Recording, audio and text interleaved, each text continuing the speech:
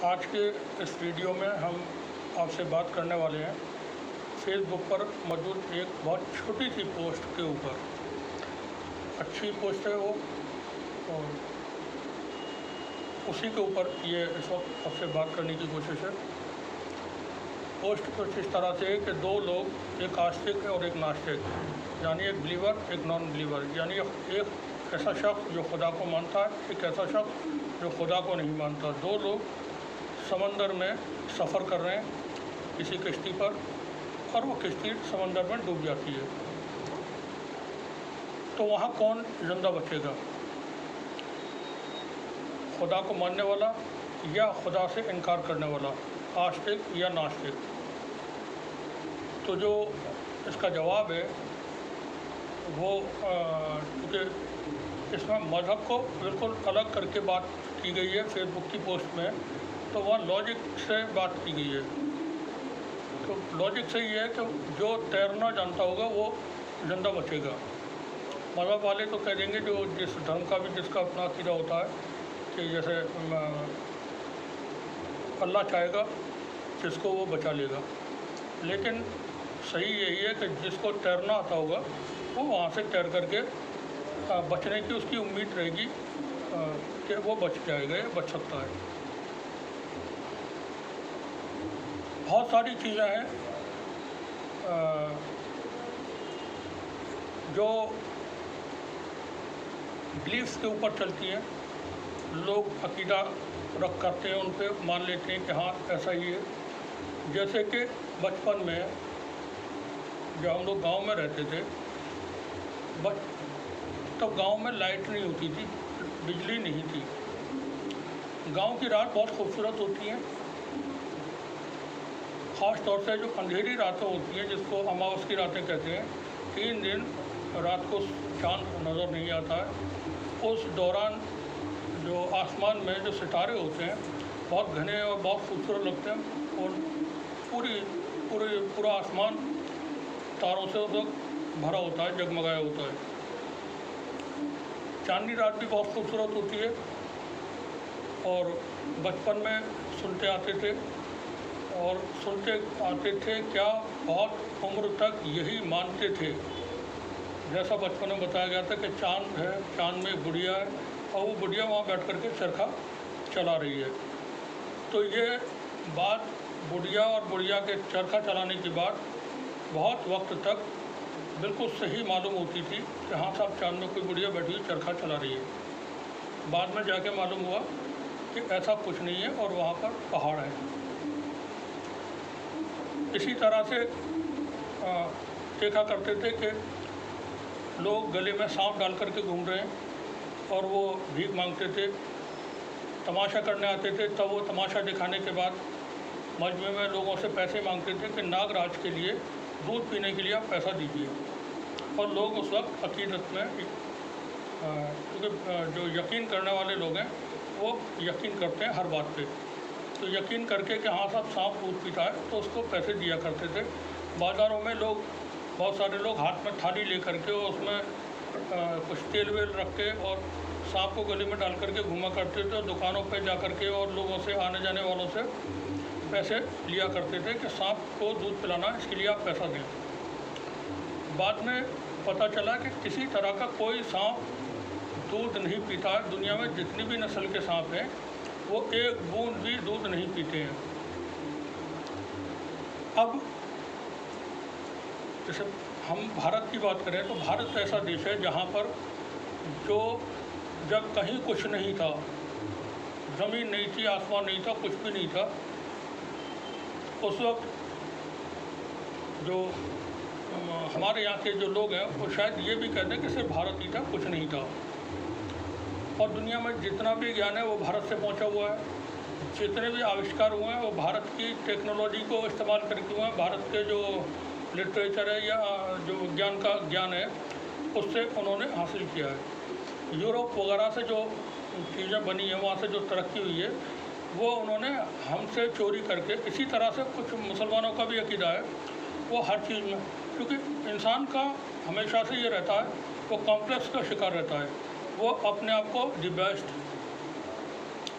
हर चीज़ में मैं सबसे ज़्यादा बड़ा हूँ, मैं सबसे ज़्यादा जानकार हूँ, मैं सबसे ज़्यादा ताकतवर हूँ, मतलब ये मैं जो है उसके साथ हमेशा शामिल रहती है और वो कोशिश करता है कि मेरी ही बात को माना जाए और जैसा मैंने कहा सही और गलत उसको सब एक्सेप्ट करें और उस पर यकीन कर लें। हमारे यहाँ पर 33 करोड़ भारत में देवी देवता हुए हैं। हर समय में, हर युग में बड़े बड़े महापुरुष, बड़े बड़े ज्ञानी, संत और ऋषि मुनि, तपस्वी लोग हुए। उनको ज़मीन और आसमान तक का सारा ज्ञान होता था कि आसमानों में क्या है। हमारे यहाँ पामिस्ट्री मौजूद है, हमारे यहाँ ज्योतिष मौजूद है और तमाम चीज़ें हैं। आसमान में जो सितारे हैं उनको लेकर के जो नक्षत्र वगैरह होते हैं उसकी तमाम दिशाएं विशाएँ बताने का हमारे यहाँ जयंती वगैरह देख करके लोग आज भी करते हैं। और अखबारों में भी रेगुलर पूरा एक राशिफल आता है और लोग उसको पढ़ते हैं और भरोसा भी करते हैं कि हाँ शायद जो कुछ इसमें है वो ठीक है। इतने सारा भारत में होने के बाद कभी किसी ने ये नहीं बताया कि चाँद पे कोई बुढ़िया चरखा नहीं चला रही है। बचपन में जब ये सुनते थे हम कि चाँद पे बुढ़िया चला रही है तो मेरे अपने फैमिली में, मेरे अपने बचपन में सिर्फ एक ही मौत हुई थी हमारे घर में और वो हमारी नानी की थी। हम अपने माँ के गांव में, माँ के का जो मायका कहलाता है, वहाँ रहे, वहीं मेरी पैदाइश भी है। क्योंकि मेरे बाप को नौकरी करने के लिए, ड्यूटी पर जाने के लिए जो हमारा अपना गांव है वो दूर पड़ता था, ये करीब था शहर से। अलीगढ़ जो जहाँ उनको ड्यूटी पे आना होता था वहाँ से 15-14 किलोमीटर की दूरी थी। तो सुबह को आते थे और शाम को साइकिल से वापस चले जाते थे रात के वक्त में। तो हमने अपनी नानी को देखा। नानी बहुत खूबसूरत थी, एकदम बहुत ही ज़्यादा गोरी, बुढ़ापे का उनका आलम था, सारे बाल सर के सफ़ेद थे और वो सफ़ेदी चूड़ीदार पजामा और अपना जो लिबास था उनका वाइट अक्सर हुआ करता था। पान खाती थी तो वो बड़ी खूबसूरत लगती थी। अब जब नानी ख़त्म हो गई तो हम अपनी ही नानी को चाँद में देखते थे कि वो हमारी नानी बुढ़िया जो है हमारी नानी की शक्ल की और वहाँ बैठ कर के चरखा काटती है। बाद में मालूम हुआ कि साहब वहाँ चाँद पे कोई बुढ़िया वुढ़िया नहीं है और वहाँ सिर्फ पहाड़ है। अब इतने सारे हमारे यहाँ जो महापुरुष हुए थे कभी किसी को इतना ज्ञान नहीं हुआ, किसी ने नहीं बताया कि ऐसा कुछ नहीं है। सांप दूध पीता है, कभी किसी ने नहीं बताया कि सांप दूध नहीं पीता है। यह विज्ञान ने साबित किया, विज्ञान ने बताया कि इस तरह की चीज़ें हैं और विज्ञान से ही सारी चीज़ें फिर हुई।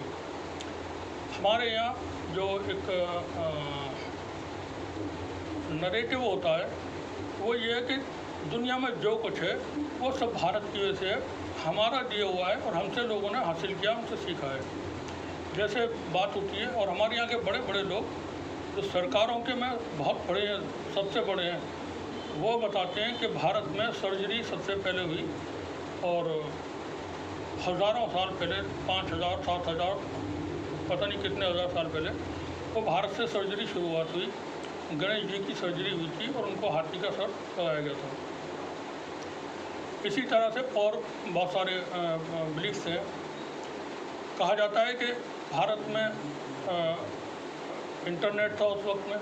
इस पर तो जो भारत के एक मंत्री थे उन्होंने बताया था कि भारत के अंदर इंटरनेट हुआ करता था, भारत के अंदर मिसाइल्स होते थे, भारत के अंदर लड़ाकू विमान होते थे हज़ारों साल पहले। अब एक डिबेट छिड़ी हुई है इंडिया और भारत की। अभी भारत में G20 का अधिवेशन था। भारत के प्रधानमंत्री के नाम के सामने तख्ती लगाई गई, भारत लिख करके, इंग्लिश में लिखा उस भारत को। इससे ये मालूम होता है कि भारत, इंडिया से नफ़रत है, अंग्रेजी से नहीं है, अंग्रेज़ों से नहीं है। अगर आपको भारत लिखना था तो हिंदी में लिखना चाहिए था, वो इंग्लिश में नहीं लिखना था। इंडिया शब्द विदेशी शब्द है,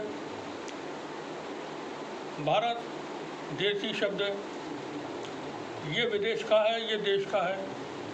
हर चीज़ में डिफ्रेंशिएशन करना ये प्रॉब्लम क्रिएट करती है सोसाइटी में, और सोसाइटी में झगड़े पैदा करने की इनसे बातें पैदा होती हैं। इंसान के अंदर ये कॉम्प्लेक्स रहता है सुपीरियरिटी का कि हम सबसे बेहतर हैं। जैसे मुसलमानों में अक्सर लोगों को सुना है कि मुस्लिम्स जो है वो अशरफुल मखलूक हैं, जितनी भी मखलूक दुनिया में हैं वो सबसे बेहतर हैं। यानी कि और जो मज़हब के लोग हैं या और जो मखलूक हैं वो उनसे कमतर हैं।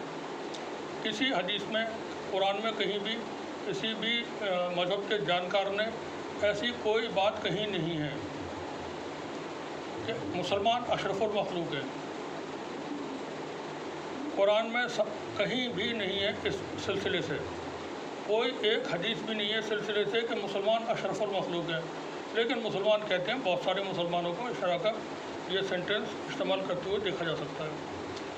जब हम अपनी ही चीज़ों को सबसे बेहतर समझ लेते हैं तो फिर हमारी नज़र में दूसरों की कोई इज्जत नहीं रहती है। ये चीज़ें फिर समाज में टकराव पैदा करती हैं। विज्ञान, जो दुनिया में हम तरक्की देखते हैं, आज आसमान में बड़े बड़े मिसाइल उड़ रहे होते हैं, जा कर के हज़ारों किलोमीटर, किसी की रेंज 15,000 है, किसी की 18,000 किलोमीटर है, इतनी दूरी पर मार करने वाले मिसाइल्स मौजूद हैं। सैटेलाइट लोग मौजूद हैं। आसमान में हज़ारों टन वज़न लेकर के लोहा उड़ रहा है जहाज़ों की शक्ल में। हाथ में एक छोटा सा इंस्ट्रूमेंट है, उसके ज़रिए हज़ारों किलोमीटर दूर बैठे हुए इंसान से बात हो जाती है, आमने सामने बात हो जाती है, तस्वीरें एक दूसरे की देख सकते हैं और बात कर सकते हैं। ये टेक्नोलॉजी के ज़रिए हुआ, विज्ञान के ज़रिए हुआ। लेकिन हमारा जो विज्ञान है, अब इंडिया से आप नफ़रत करेंगे, अंग्रेज़ों से भी नफ़रत करिए और त्याग दीजिए अंग्रेज़ों की बनाई हुई या विदेशों की बनाई हुई तमाम चीज़ें। जितनी भी चीज़ें ब्रिटिशर्स ने बनाई हैं, अमेरिकन्स ने बनाई हैं, ऑस्ट्रेलियंस ने बनाई हैं, चाइनीज़, जापानीज़, सबको आप छोड़ दीजिए, सिर्फ भारत के बने हुए सामान पे आइए, उसी को इस्तेमाल करना है और फिर जिंदा रह करके दिखाइए किस तरह से रहेंगे। नॉनसेंस की जो बातें होती हैं, तो ये एक अच्छा कोटेशन था कि अगर दो लोग तैर रहे हैं समुद्र में, कौन जिंदा बचेगा। उसी पर हम ये बात अपनी कहने की कोशिश कर रहे हैं। क्योंकि देखें, जो दुनिया है, दुनिया में जितनी भी तरक्की होती है वो मज़हब के ज़रिए नहीं हुई है। मज़हब एक आचार संहिता समाज में ज़िंदगी जीने के तौर